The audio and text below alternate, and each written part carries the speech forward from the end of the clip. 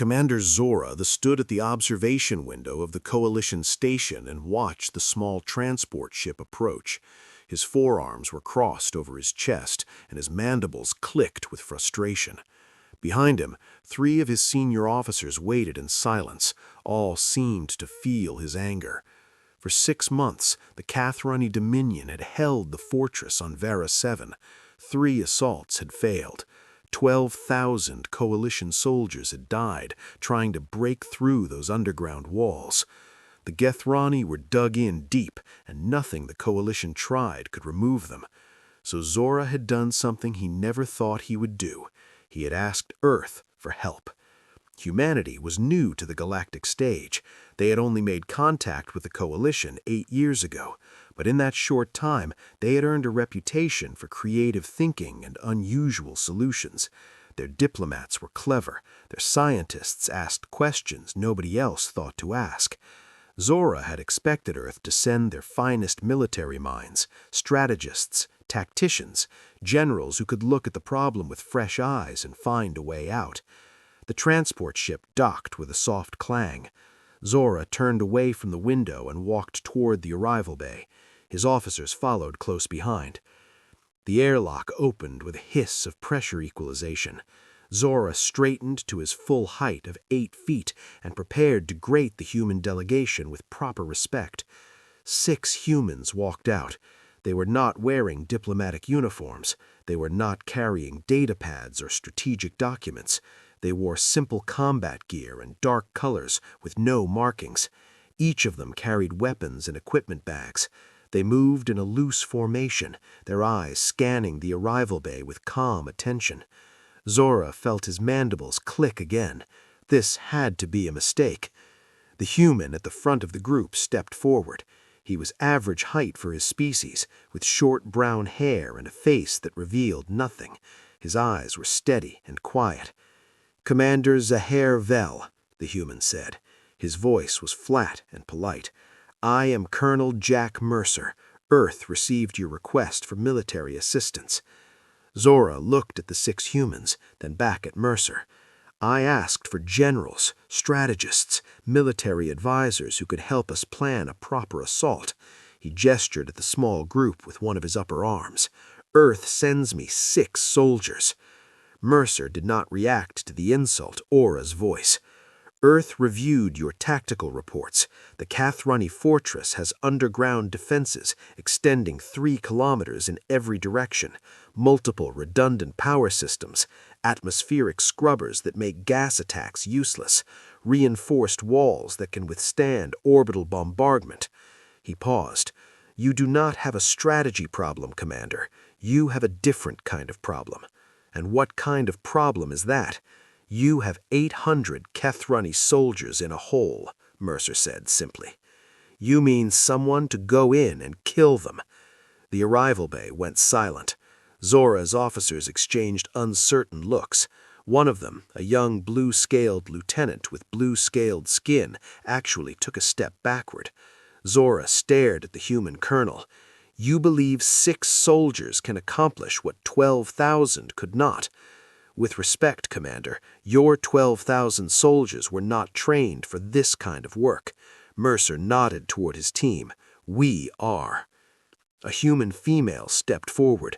She had black blonde hair pulled back tight against her head, and her eyes were pale and cold. "Sergeant Cave Lawson," she said, "second in command, 14 years special operations." The others introduced themselves one by one. Lieutenant Dan Vance, a young man with an easy smile that did not reach his eyes. Demolitions and explosives. Corporal Beth Harding, a tall woman who spoke only her name and specialty. Long-range elimination. Private First Class Sandro, built wide and heavy with muscle. Close quarters combat. Zora listened to each introduction with growing disbelief. These humans spoke about killing the way his engineers spoke about repairing equipment. It was simply what they did. There was no pride in their voices, no boasting, just simple statements of fact. "The Cathrani fortress has held against 3 full military assaults," Zora said slowly. "Armored vehicles, air support, Artillery bombardment. Nothing has worked. Those are army tactics, Mercer replied. We are not an army. Then what are you? Mercer considered the question for a moment. Earth has many different kinds of soldiers, Commander. Most of them are trained to fight in large groups, to hold territory, to support each other in open battle. That is not what we do. He sat down his equipment bag. We are trained to go into places where armies cannot go, to find targets that armies cannot reach, to solve problems that armies cannot solve. Sergeant Cave Lawson spoke up. How many guards at the main entrance? Zora blinked at the sudden question. Approximately 50, with rotating shifts, patrol schedules every 2 hours, 4-man teams. Ventilation systems, 3 main shaft on the eastern ridge, filtered and monitored. Lawson nodded slowly, processing the information. She glanced at Beth Harding, who was the thinnest member of the team, tall and lean like a blade. She gave a slight nod. 60 centimeters would be tight, but possible. Zora watched this exchange with a strange feeling growing in his chest. He had commanded fleets, he had led thousands of soldiers in the battle, but something about these humans made him deeply uncomfortable in a way he could not explain. Commander, Mercer said, I understand your doubt. You asked the Earth for help winning a war. Instead, we sent you 6 people with guns. He met Zora's eyes directly. But I need you to understand something about humanity. We've been fighting wars among ourselves for longer than most species in this coalition have written language. We have tried every strategy, every tactic, every weapon, and somewhere along the way, we learned that sometimes the best solution is not a bigger army.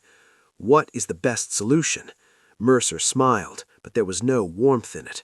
The right people in the right place with the right skills. He picked up his bag again. Show us to our quarters, Commander. We will begin planning tonight. By this time next week, your Kethruni problem will be solved. Zora stood in the arrival bay for a long moment after the humans had gone. His officers gathered around him, waiting for orders, waiting for his assessment of the situation. Finally, the young blue-scaled lieutenant spoke. Commander, what do you think? Zora thought about the look in Jack Mercer's eyes, the casual way these humans discussed killing 800 enemy soldiers, the absolute confidence in their voices. I think, Zora said slowly, that we have made a mistake in how we understood humanity. He turned and walked toward the command center. I think Earth did not send us their generals because generals were not what we needed. They sent us something else entirely. What did they send us?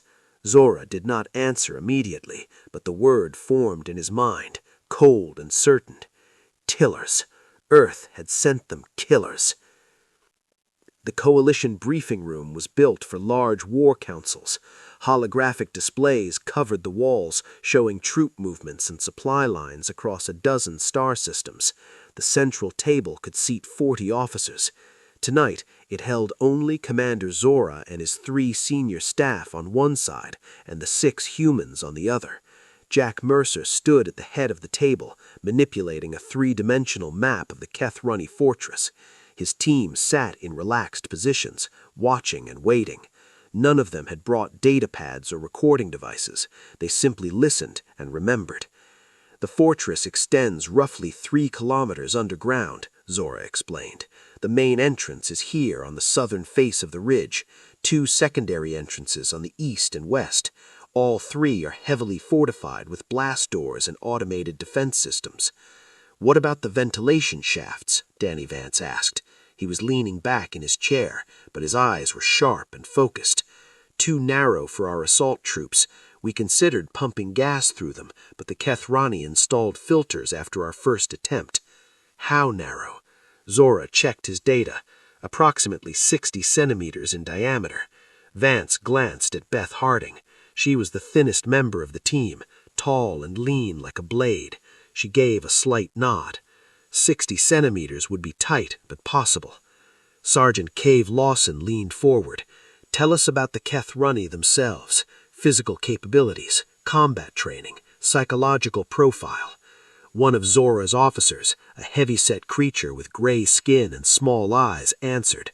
The Gethruni are a warrior species, average height of 2 meters, dense muscle structure, natural armor plating along the spine and shoulders. They are strong, fast, and aggressive. Their soldiers trained from childhood. How do they fight? Lawson asked. Formation tactics? Individual combat style? They preferred direct assault, overwhelming force. They believe that courage and strength are the highest virtues in battle. Retreat is considered shameful. Samro smiled at this. It was not a pleasant smile. So they will stand and fight even when they should run. Yes, it is their greatest strength and their greatest weakness. Just their weakness, Rose said quietly. Zora felt that uncomfortable feeling again. He decided to ask the question that had been bothering him since the humans arrived. Colonel Mercer, I must